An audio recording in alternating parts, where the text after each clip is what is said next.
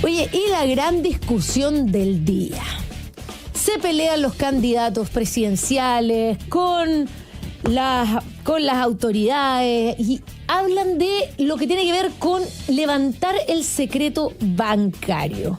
Y bueno, esto es una discusión política que se ha dado varias veces, yo hasta la he escuchado, pero la idea es que nosotros podamos entender de qué se trata el secreto bancario y que nuestros auditores se puedan, por supuesto, enterar de la mejor persona para explicarnos eso, y por eso tenemos a nuestro segundo invitado de hoy, nuestro querido amigo de todas partes, de todas las casas, porque Alberto Prej, abogado académico de la Universidad Adolfo Ibáñez, y también tengo que decir que fue presidente de la Comisión Defensora Ciudadana y Transparencia, fue director ejecutivo de Chile Transparente, experto en anticorrupción, delito, transparencia, ética. Mira, te estoy tirando todas las flores. Alberto, bienvenido a Llegó la Hora. Hola Mara, muy buenas tardes, un gusto conversar contigo en este tema que es tan interesante, pero que lamentablemente está cubierto por la discusión de las trincheras de las candidaturas y que lamentablemente lo mancha mucho y hace que este tema no haya sido tomado con la profundidad y interés que debería tener. Eso es clave, Alberto, y por eso me encantaría que nos explicaras, porque finalmente esto se mancha, como bien dices tú, con muchas banderas, pero primero tenemos que entender qué es el secreto bancario. Claro, bueno, lo primero que hay que entender es que las personas evidentemente tenemos determinados grados de privacidad, y un grado de privacidad que nosotros tenemos es que efectivamente cómo nosotros nos conducimos con nuestros negocios o cómo nos conducimos en nuestra vida privada, económica privada. Y eso está muy bien, pero evidentemente eso tiene un límite, y ese límite evidentemente tiene que ser cuando eso entra en conflicto con otros derechos que son más importantes, entre ellos evidentemente el derecho que tenemos a vivir en una sociedad libre de crimen y donde efectivamente las bandas criminales puedan ser desarticuladas. Y para eso existe este gran conflicto desde hasta cuándo efectivamente el Estado, ya sea a través de una autorización de un juez o como lo están proponiendo ahora, una autorización administrativa, pueda entrometerse en esa vida privada económica a través del levantamiento de el secreto que nosotros tenemos en nuestras cuentas bancarias. Yo no puedo ver tu cuenta bancaria, tú no puedes ver mi cuenta bancaria, y solamente el día de hoy, si un juez lo autoriza en determinados casos, investigaciones, por ejemplo, de lavado, de narcotráfico, ese secreto bancario efectivamente se revela para poder ver si efectivamente se produce lo que se determina el lavado de activos a través del sistema bancario. Entonces, ¿cuáles son las instituciones que se incluyen en el secreto bancario? La banca, inversiones, ¿qué es lo que tiene que estar protegido? ¿Qué es lo que está protegido en el fondo para los ciudadanos? Pensemos en los ciudadanos comunes y corrientes y después nos vamos a las excepciones. Exacto. Bueno, hay que entender que el sistema financiero chileno está súper regulado, y de hecho nuestros mayores riesgos de lavado en Chile no tienen que ver con el sector financiero, y eso es lo que por lo menos yo en Twitter he tratado de relevar estos días. O sea, nos estamos preocupando de un sector que está súper regulado como el sector bancario, como el sector financiero, y efectivamente no solamente este sector bancario tiene que ver con las inversiones con tu cuenta corriente, sino que evidentemente con inversiones más complejas que pueden estar en otros ámbitos que hoy día sí están regulados por la ley de lavado, como por ejemplo son los factoring, como por ejemplo son las casas de cambio, como por ejemplo son otras entidades financieras donde uno puede hacer ahorro, como las cajas de ahorro, por ejemplo, u otros, pero en general lo simplificamos a los bancos. Y efectivamente, para lavar activos se requiere del sistema financiero, es una forma de lavar activos, pero también se requiere del sistema no financiero. Lo importante es cuáles son las herramientas más efectivas para poder disminuir el nivel de lavado de activos. Y la pregunta es, ¿el proyecto actual que se está presentando es más bien una discusión política o es una herramienta que va a ser más efectiva en la lucha contra el lavado de activos? Y esa es la pregunta que debería estar en el centro de la discusión y que yo por lo menos no la veo muy presente. Y antes de pasar a esa discusión, el secreto bancario también tiene sus excepciones. Tengo entendido que un juez, un tribunal puede determinar que a ciertas personas en algún tipo de proceso o algún tipo de sospecha, como dices tú, de relación con el crimen organizado, con el lavado de activos, puede levantarse ese. ¿Cuáles son los casos de las excepciones?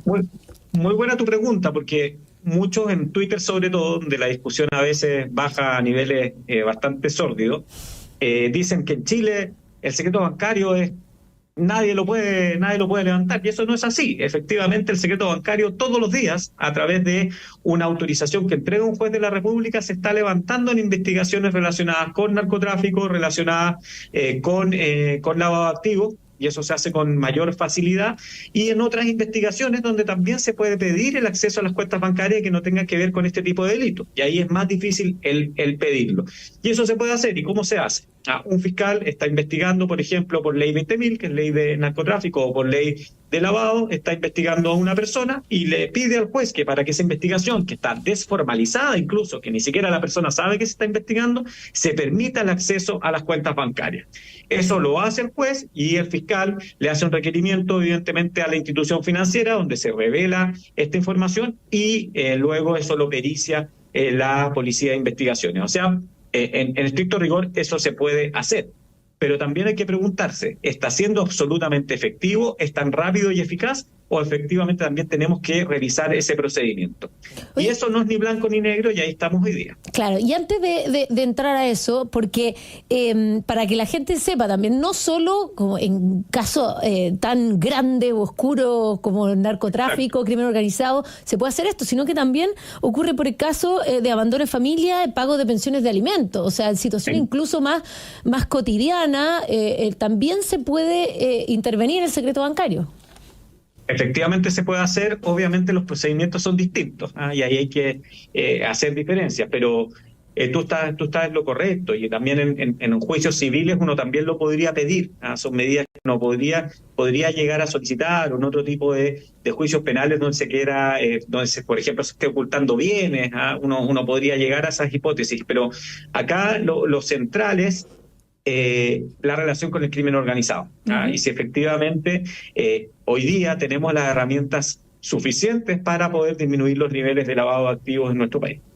Y desde tu opinión, y un poco entrando a los argumentos que corresponden, como dices tú, de manera seria para discutir esto, ¿qué es desde la perspectiva del secreto bancario que se podría avanzar en pos de mejorar la fiscalización del crimen organizado o otro tipo de organizaciones criminales, o si no tiene nada que ver? ¿Cuál es tu postura?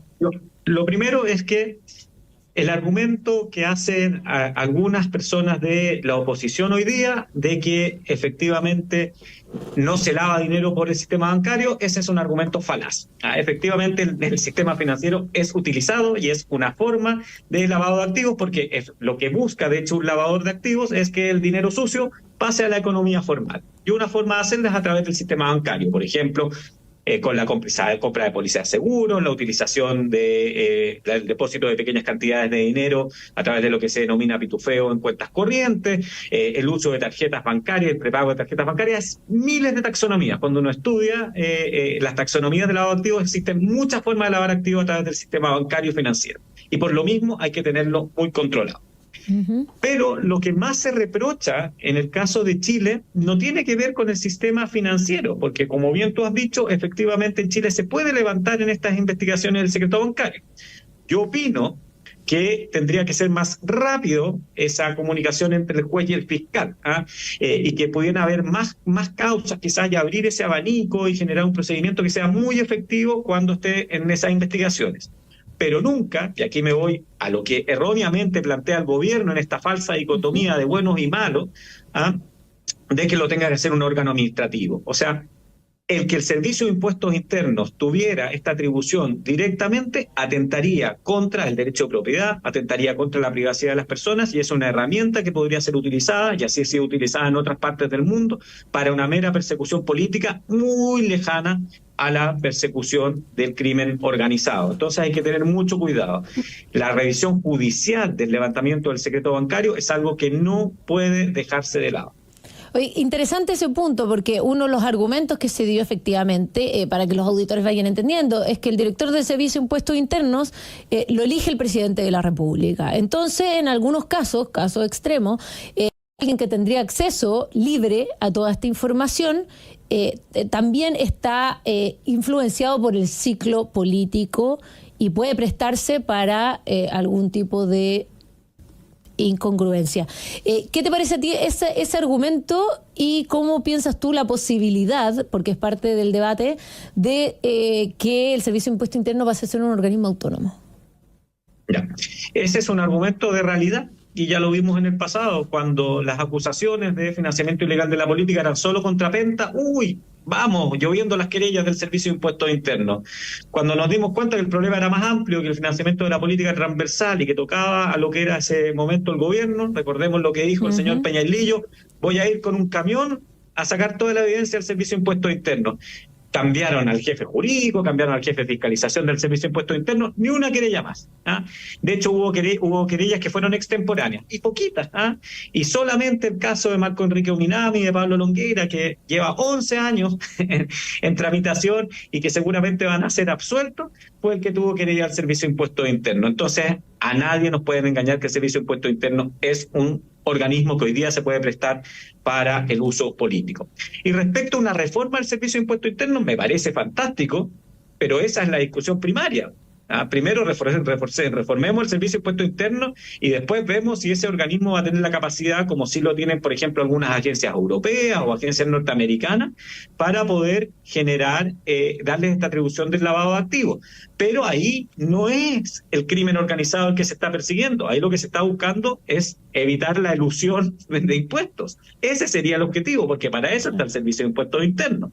Esa es su labor primaria. Y por lo mismo, tampoco mezclemos acá las discusiones. Y acá se están mezclando discusiones de una manera desafortunada. Por un lado, el gobierno diciendo que hay que todos se oponen a la apertura de las cuentas bancarias, y por otro lado aquellos que dicen que el sistema financiero no se presta para el lavado, que también es un argumento que es falaz. Claro, desde esa perspectiva se habla del seguir la ruta del dinero.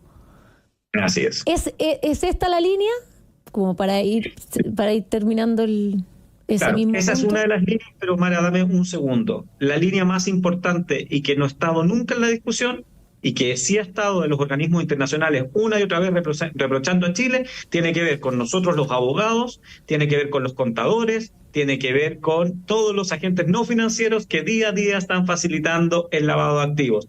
O tú me vas a decir que una banda de narcotraficantes genera todo este lavado que finalmente termina en el sistema financiero sin abogados, sin contadores, sin facilitadores no financieros. Bueno, pongamos la pelota en la cancha, y si vamos a discutir en serio del lavado de activos, tenemos que hablar también del sector no financiero, y no solamente en esta discusión tan falaz y solamente electoral que tiene que ver con este levantamiento del secreto bancario, entregándole una atribución a un servicio que claramente es dependiente políticamente.